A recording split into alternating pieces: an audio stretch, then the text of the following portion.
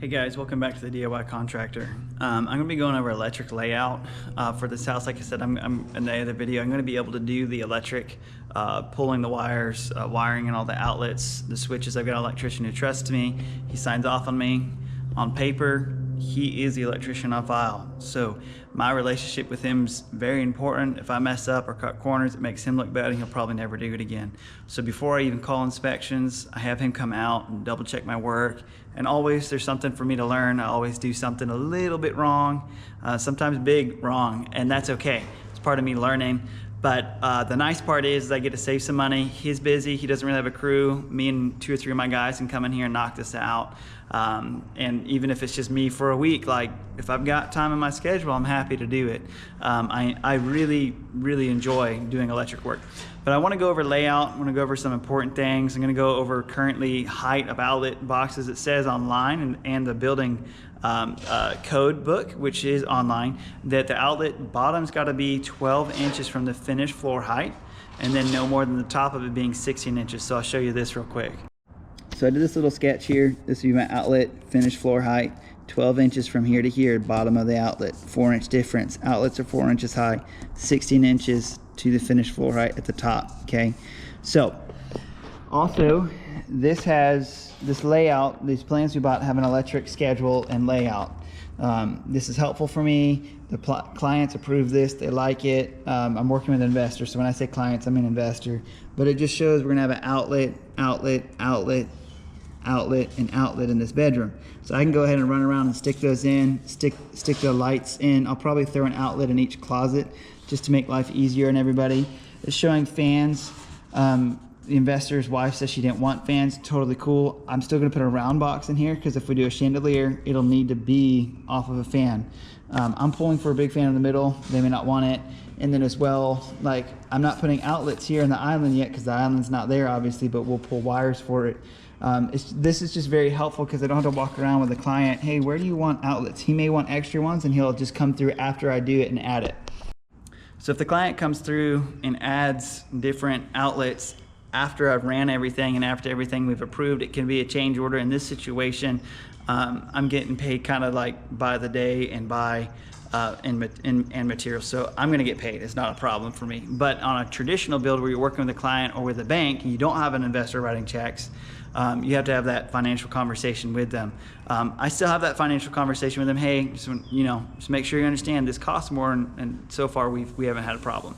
I'm gonna walk around and stick, just mark the wall at 12 inches off the floor, or 12 inches and 3/4, because we're using 3/4 inch engineered, pre-finished 3/4 inch engineered flooring. And so I'm gonna do 12 inches and 3/4 and mark the wall, and that's where all my boxes are gonna go, okay? It's important they don't exceed 16 inches, so this is why these details are important to know what kind of flooring you're using. So sometimes you can just set those outlets where they're actually just 12 inches off your unfinished floor. But if your inspector comes and measures you and you're a whole inch off because you use thick floor, you got to know those kind of things. So it's important to know the kind of flooring you're using. It's important to know the thickness of it and all those things and have details worked out before you start a project. So fortunately, I say fortunately, but I actually in this project, I'm not sure if they're going with 3/4 inch or 1/2 inch. So I'm gonna set it at 1/2 inch. And if we exceed that, then I'll cross that bridge, but I really think we're gonna be just fine. So I'm gonna run all my outlets. I've also seen outlets in the baseboards, so there's really ways you can get around stuff should you want or need to, but I'm gonna pull my plans in there and start marking the wall and start putting outlets on the wall. All right, so this is pretty straightforward. I'm gonna do 12.5 inches off the floor and just mark that, and that is the bottom of my outlet box, okay? So I don't want it right up here against the window because I'm gonna have window trim. I'm gonna have window trim here that's gonna be a nice 1x4. Don't want it here. Here's fine, or even here is fine. I'm thinking more on this side because we're gonna have probably a desk right here or an end table or something. But on these outlet boxes, if you've never done this, these tabs right here, these little, the lighting really stinks. These little bumps right here, that's your spacer for drywall. So if you stick this right up against the stud right here, in theory that should give you the 1/2 inch spacing, so this ends up flush with the drywall. But this is really like probably 3/8, and then when you have the bevel of that 2x4, it actually comes in not as at least my experience has been, it's like a 1/4 inch. So make sure when you space this depth this way off of your outlet, or off the stud, that you're actually 1/2 inch. Don't go too far, because then your outlet's gonna stick out. So make sure your bottom's level here, or flush with your line. And then I just hold my hands in here, and then you just go ahead and tack it in.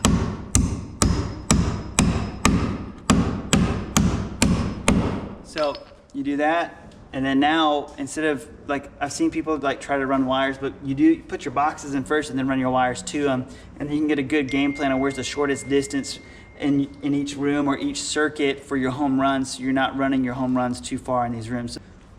So just rinse and repeat. This is the height for all the outlets is 12.5 inches. I'm gonna run around the rooms, put them where I want them, mark the walls, and just go to town.